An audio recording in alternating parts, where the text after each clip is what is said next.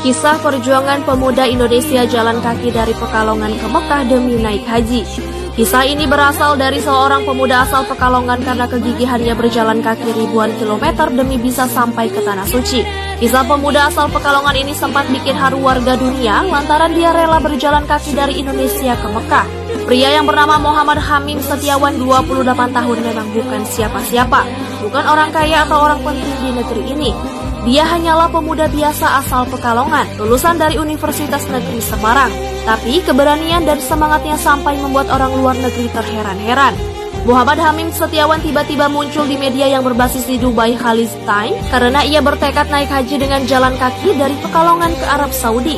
Hamim memulai perjalanannya dari Pekalongan pada 28 Agustus 2016 lalu dari kampung halamannya di Wonopringgo, Kabupaten Pekalongan. Dia melewati berbagai negara dengan berjalan kaki, tentu saja terkecuali menyeberangi lautan atau selat yang tak mungkin dilakukannya tanpa naik feri atau kapal.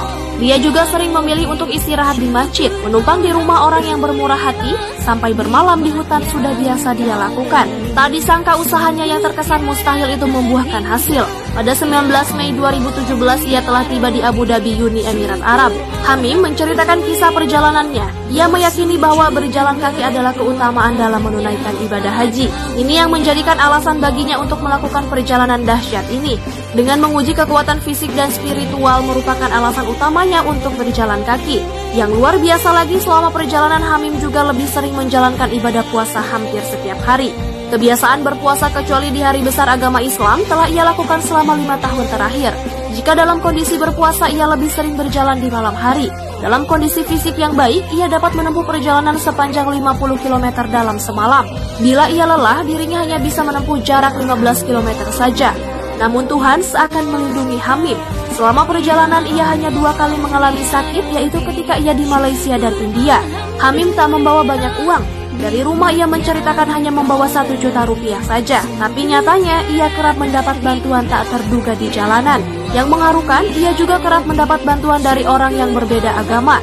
Meski Hamim tak pernah meminta-minta, namun dia selalu bertemu orang yang memberi makanan dan bekal.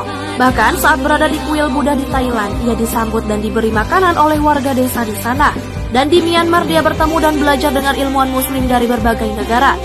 Sedangkan di India ia berteman dengan pasangan Kristen asal Irlandia yang bersepeda.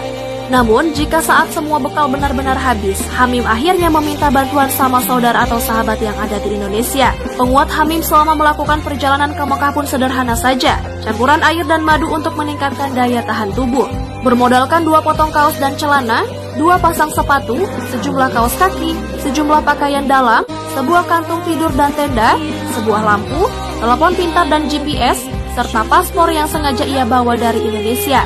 Sementara untuk visa ia urus sendiri jika ia memasuki negara lain yang dituju adalah kedutaan Indonesia. Seluruh perlengkapan dimasukkan dalam sebuah tas punggung yang di luarnya terpasang sebuah bendera Indonesia berukuran kecil. Dia pun membuat tulisan I'm on my way to Mecca by foot atau aku dalam perjalanan ke Mekah berjalan kaki.